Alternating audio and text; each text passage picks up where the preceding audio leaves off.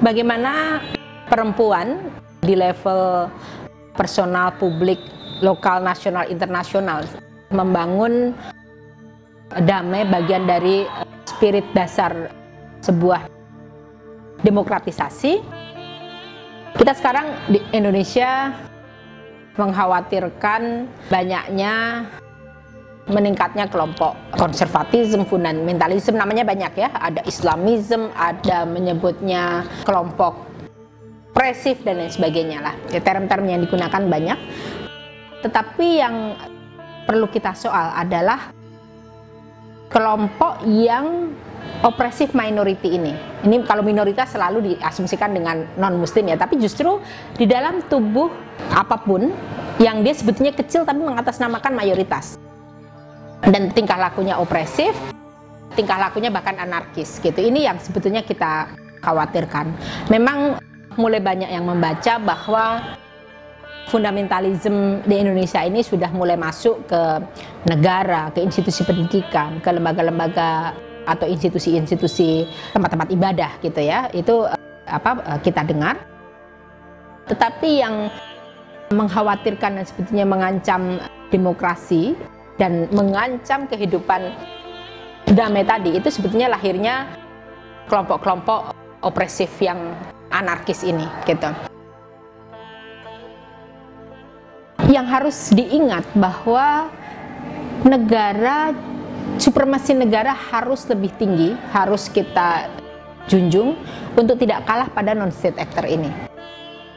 Sekarang ini policy maker di Indonesia kan banyak, dia tidak hanya negara tetapi lembaga-lembaga non negara lain pun gitu ya, non state actor pun bahkan sekarang udah menjadi policy makers untuk men-shaping atau membangun Indonesia ini gitu ya, sehingga ini kayak berebut wacana. Tetapi yang saya merasa sedih, kok saya sebagai orang Islam seperti terhijack, seperti tertawan, seperti terbajak. Islam yang peaceful, Islam yang progresif, Islam yang rasional, yang humanis disimplifikasi menjadi oleh kelompok-kelompok yang sebetulnya ya hanya beberapa gelintir tapi melakukan anarkisme, menyerang agama lain, bertindak intoleran, misoginik terhadap perempuan, dan ada titik yang kemudian dia juga terinstitusionalisasi ke dalam kebijakan-kebijakan di sejumlah daerah.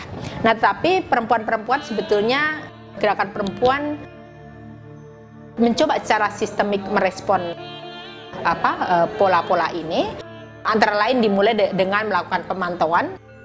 Kita mendapati ada 282 perda-perda diskriminatif yang penjaganya di sejumlah wilayah menggunakan kelompok-kelompok anarkis ini.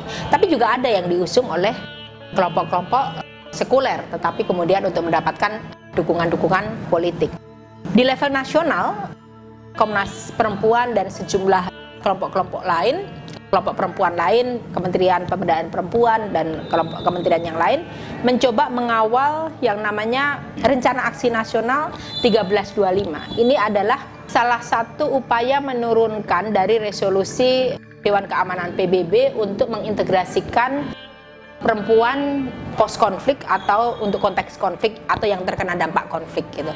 Jadi perempuan memang harus menjadi aktor aktif dalam proses negosiasi atau selama konflik ini, jangan dia ditinggal gitu. Ini yang sedang dikawal, yang juga sedang diadvokasi di level PBB itu melalui General Recommendation, melalui CEDAW, Konvensi Penghapusan Diskriminasi Terhadap Perempuan.